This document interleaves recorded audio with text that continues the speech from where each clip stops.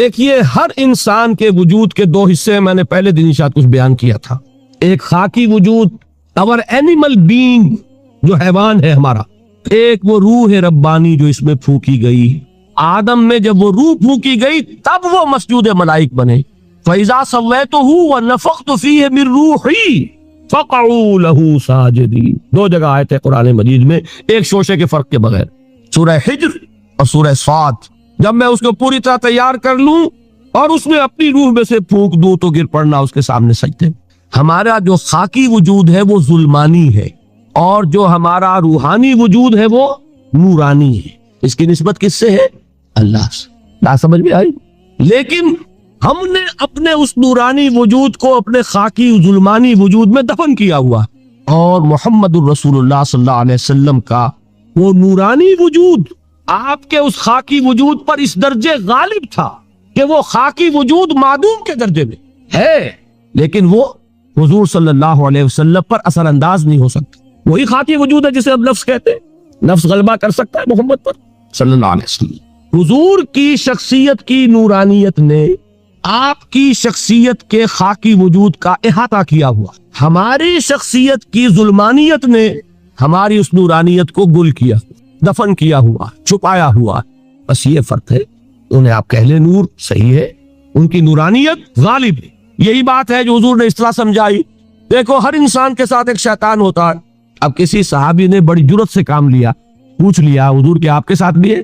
ہر انسان کے ساتھ جو کہا نا، تو انسان تو ہے آپ بھی، کیونکہ آپ کے ساتھ بھی ہے. آپ نے فرمایا ہے، لیکن میں نے اسے مسلمان کر رکھا. بات ختم ہو گئی. نفی نہیں ہے، وہ میرے تابع ہے، میرا مطیع ہے، مجھے گدن نہیں پہنچا سکتا.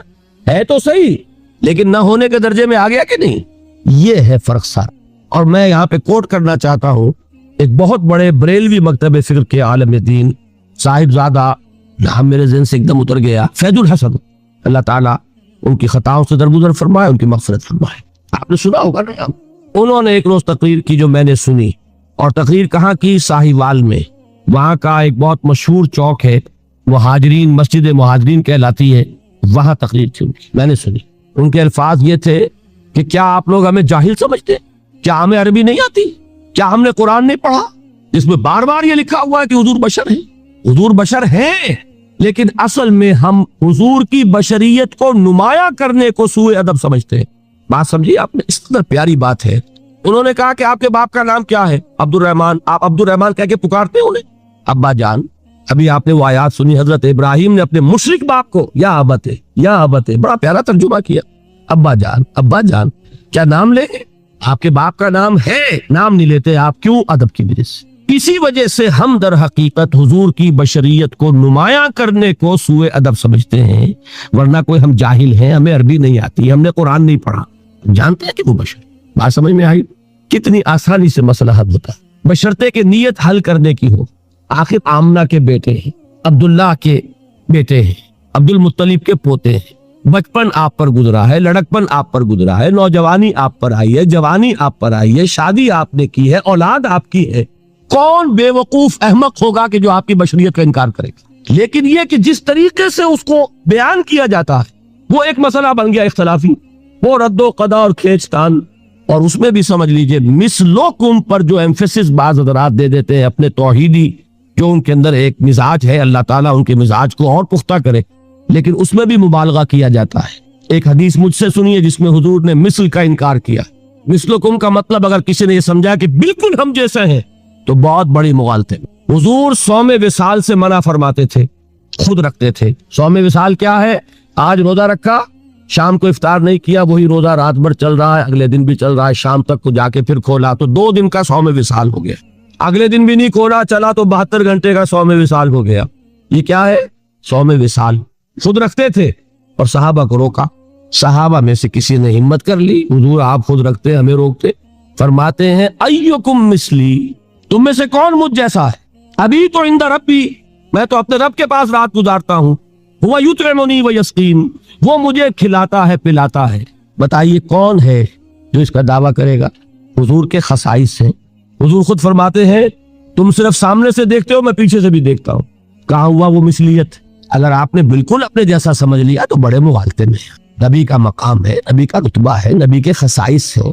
آپ سو گئے تو آپ کی نیند، آپ کی وضو ٹوٹ گئی اور نبی سو گیا تو کہاں گئی مثلیت؟ پھر مثل اس معنی میں کہ بشر ہیں، نسل آدم سے ہیں، اس میں کوئی شک نہیں، اس معنی میں مثل ٹھیک ہے، قل انما انا بشر مثلکم، لیکن ہر اعتبار سے دنیا سب سے بڑا فرق یہی ہے کہ وہی آ رہی ہے، معراج پہ تشریف لے گئے ہیں، اس دنیا میں بیٹھے ہوئے بھی جنت کا مشاہدہ فرما لیتے ہیں، کرا دیا جاتا ہے، دوزخ کا مشاہدہ کرایا جاتا ہے، فرشتے کو دیکھ رہے ہیں، یہ چیزیں ہیں۔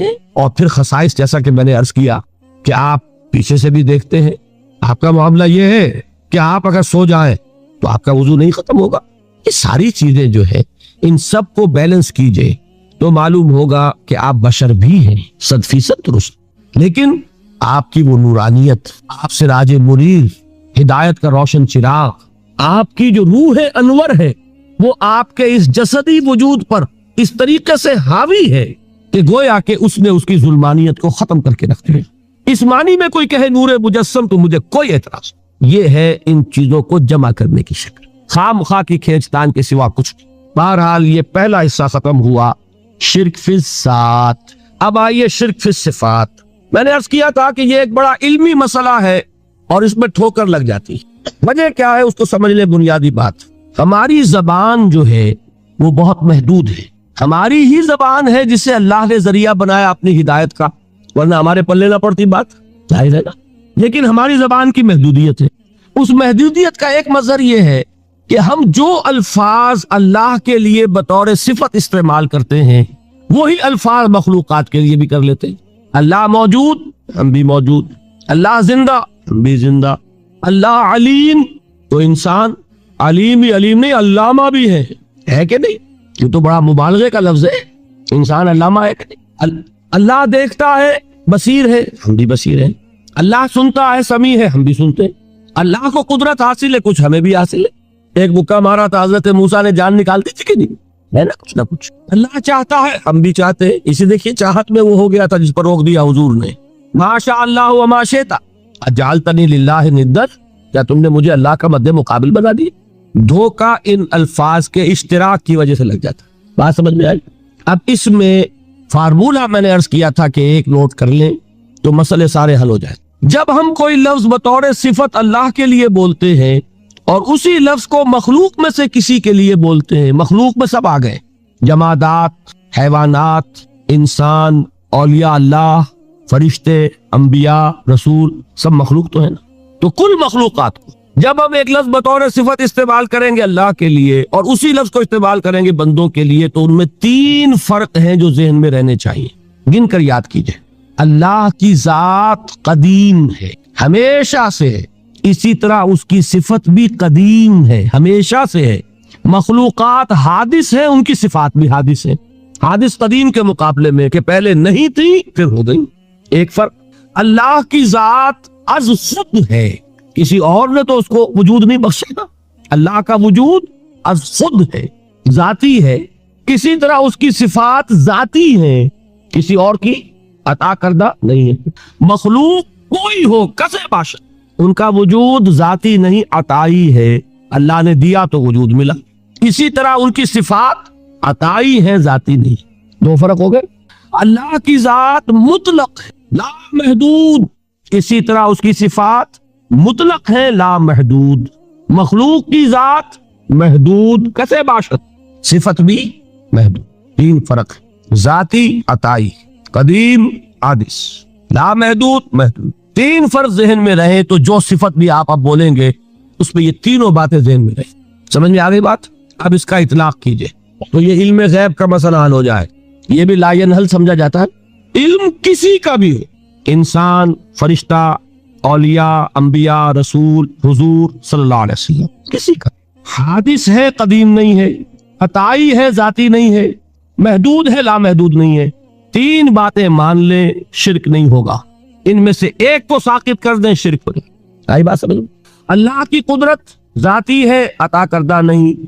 مخلوق میں جس کو قدرت حاصل ہے وہ عطائی ہے، ذاتی نہیں۔ اللہ کی قدرت لا محدود، یفعل ما یشاء فعال لما یرید علی کل شیء قدیر۔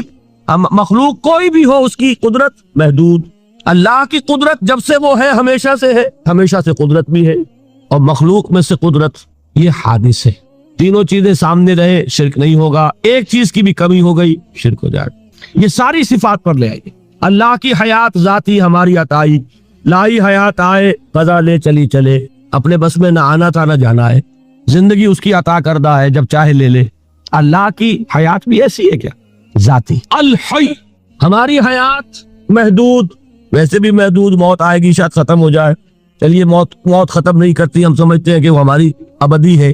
محدود جسمانی میں تو ہے، کھانے کو نہ ملے تو کمزوری، ذرا کام کیا تو تکان، نیند بھی آ رہی ہے، اونگ بھی آ رہی ہے۔ اور اس کی حیات الحی القیوم لا تاخذہ سنۃ ولا نوم، حیات ذاتی ہے، لا محدود ہے،